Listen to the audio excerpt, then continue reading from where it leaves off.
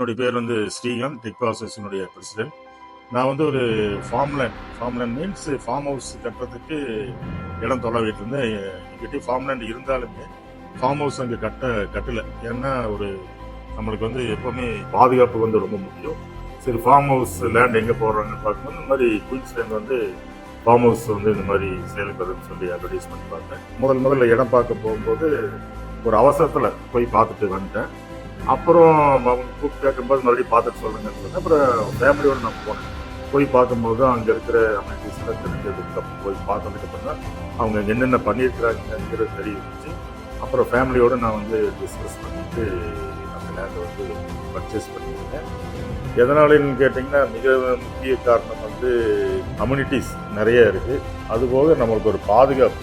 தனியாக நீங்கள் ஃபார்ம் லேண்டில் ஃபார்ம் ஹவுஸ் கட்டுறதை விட பெரிய ஒரு ஏரியா வந்து கிடைக்குது.